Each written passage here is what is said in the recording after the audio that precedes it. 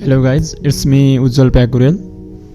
म चाहिँ काठमाडौँ आएको लगभग 2-3 वर्ष भयो र यो 2-3 वर्षमा चाहिँ म अहिले ब्याचलरको 3rd इयरमा पढिरहेको छु र म पार्ट टाइम जब गर्ने भनेर निकैदेखि प्रयास गरिराखेँ, निकै समयदेखि। र त्यो समयमा चाहिँ जहिले पनि मलाई एज अ पार्ट टाइम चाहिँ मलाई ट्युसन पढाउन मन थियो र त्यसको लागि मैले धेरैवटा प्लेटफर्मतिर गएँ, चाहे फेसबुकको ग्रुपहरूतिर पनि गएँ, वाट्सएप ग्रुपतिर पनि गएँ। तर एक दुईचोटि पढाएँ पनि र त्यसमा चाहिँ धेरैवटा त्यस्तो ग्रुपहरूले, त्यस्तो टिमहरूले चाहिँ कमिसन धेरै नै आफू जति कमाइन्छ 8-10 हजार कमाइयो भने 3-4 हजार त उहाँले नि लग्ने, त्यस्तो कमिसन खाने त्यस्तो खालको थियो। र मलाई बिचमा छोडेँ पनि मैले, र त्यतिकैमा 2-3 महिना छोडेको थिएँ। अनि त्यो समयमा चाहिँ मलाई यो ट्विटर ब्रिज भन्ने चाहिँ प्लेटफर्म भेटाएँ र यसमा चाहिँ ट्युसन पढाउनको लागि चाहिँ एज अ टिचरको लागि पनि एज अ स्टुडेन्टको लागि पनि यो दुईजनाको कनेक्सन बनाउनको लागि यो प्लेटफर्म एकदम बेस्ट लाग्यो। र मैले नेपाल र काठमाडौँमा पनि one of the best platform यसलाई नै भनिरहेको छु, किनकि म अहिले यहाँ एज अ टिचर काम गरिरहेको छु। मैले 9th र 10th लाई अहिले म्याथ पढाइ पनि रहेको छु, एज अ पार्ट टाइम जब म काम पनि गरिरहेको छु र म आफू पनि पढिरहेको छु एज अ स्टुडेन्ट। यो प्लेटफर्मले चाहिँ के दिन्छ भने, जस्तो म एज अ टिचरले म सुरुमा रजिस्टर गर्छु र उता स्टुडेन्टले पनि आफ्नो यो प्लेटफर्ममा आफ्नो नाम हालेर रजिस्टर गर्छ र स्टुडेन्टले पनि टिचर खोज्छ र टिचरले पनि स्टुडेन्ट खोज्छ।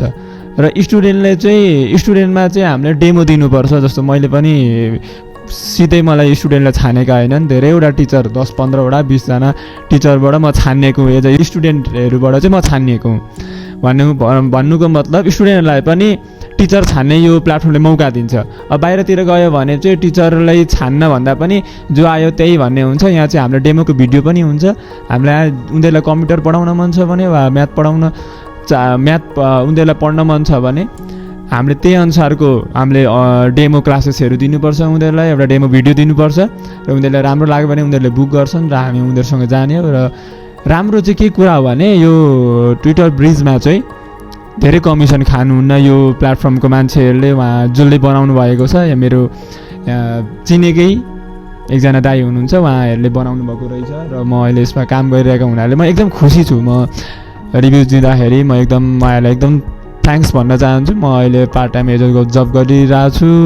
स्टुडेन्टहरू पनि खुसी छन्, उहाँहरूको रिभ्यूहरू पनि उहाँहरूले टिचरमा सेटिस्फाई नै हुनुहुन्छ, किनकि उहाँहरूले आफैले छान्नु भएको 10-15 जना उहाँहरूले छानेर म छानेर आएको डेमो क्लासमा मैले राम्रो प्रेजेन्ट गरेँ, उहाँहरूलाई राम्रो लाग्यो र त्यही हो, खुसी छु। र पैसा पनि यहाँ धेरै लिनुहुन्न, जम्मा 250 मात्र हो। स्टुडेन्टको लागि पनि एज अ टिचरको लागि पनि एकदम राम्रो प्लेटफर्म छ र तपाईँहरूले पनि जोइन गर्न सक्नुहुन्छ। त एज अ टिचरले पनि एज अ स्टुडेन्टले पनि यो one of the best platform in Kathmandu नै भन्छु म, अरू त्यो अब मलाई थाहा भएन। So thank you.